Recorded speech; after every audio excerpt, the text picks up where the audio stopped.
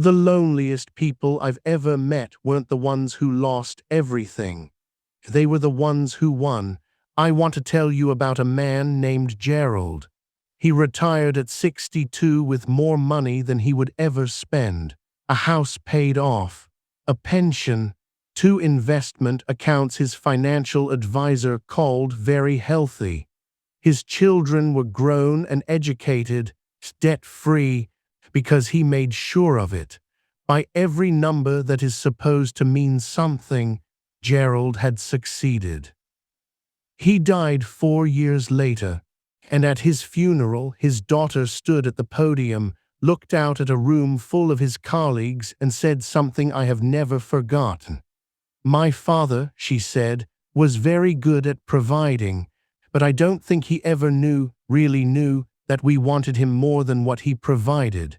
She said it quietly, without anger. That was the worst part. I've thought about that sentence almost every day since. Gerald grew up without much. His father worked shifts at a mill and came home too tired to speak. There was never enough heat in the winter, never enough in the refrigerator on the last 3 days before payday. Gerald swore, the way only a hungry child can swear, that his family would never feel what he felt. And they didn't, he made sure. He worked the kind of hours that had a texture to them, you could feel them on your body. He was up before the house woke.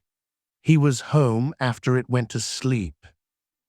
On weekends he took calls from the office, not because he had to, but because he didn't know how to stop. Stopping felt like falling. Stopping felt like that refrigerator. He was not a cold man, that matters. He was warm at Christmas, generous at birthdays, proud at graduations. He hugged his children, maybe not enough, but he hugged them. He loved his wife in the way men of his generation loved. By working, by providing. By showing up in the ways the world had told him counted. He had one particular flaw his wife called selective deafness. Not because he couldn't hear, but because when something soft was being said, something emotional and inconvenient, something that would require him to put down the newspaper or close the laptop, he became very interested in whatever was in his hand. She stopped being angry about it somewhere around year 15. That was worse than the anger. Crack, when it came, was not dramatic. It never is. His youngest daughter, Anna, was 12. She was in a school play, the kind of play that 12-year-olds pour everything into, the kind where the costume takes 2 weeks and every line is practiced in front of the bathroom mirror. Gerald had the date in his calendar.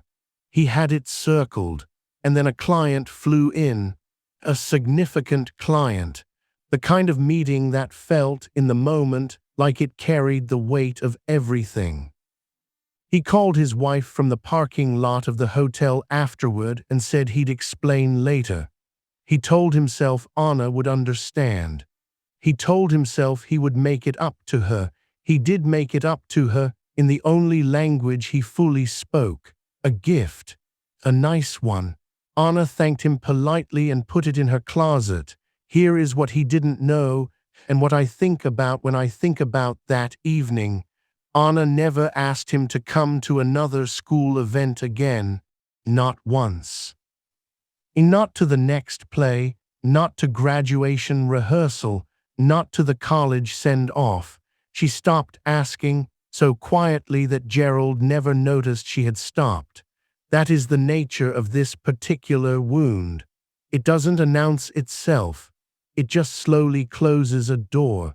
And one day you look up and the door is shut, and you don't even remember when you last tried the handle. This is the thing nobody prepares you for about a life spent building security.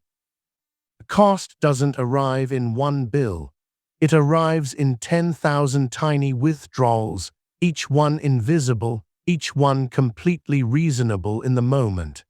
Until one morning you are sitting at a kitchen table that your money paid for, in a house that your money built, and you realize you are sitting there alone, not because your family left, they are in the next room, but because somewhere in the accumulation of reasonable decisions, you became a guest in your own home, respected, provided for. And quietly unnecessary. I want to pause here because I think some part of you already knows what I'm describing. Maybe it's not a daughter's play. Maybe it's something else. A phone you answered when you should have been present. A vacation you cut short. A conversation you said later to that never had a later. Gerald told me once, and he meant it in a way that took up the whole room. I thought love was a destination, something you built toward. I spent 40 years building toward it. I didn't understand that love is what happens in the ordinary moments you're too busy to notice. I kept thinking the important moments were the big ones, the graduations, the anniversaries, but the important moments were the Tuesday dinners, the car rides, the times they just needed me to sit down and be nowhere else. I missed thousands of those, and you cannot get a Tuesday dinner back. He was quiet for a moment after he said that. Then he looked at me with something in his eyes I can only call a particular kind of tired. Not physical tired, but the exhaustion of a man who has finally understood something too late to do anything about it. He said, "The account I should have been filling, I didn't even know it existed." His daughter Anna called him in the last year of his life. More often than before, something had shifted in her. She was older now, had her own children, understood things she couldn't at 12.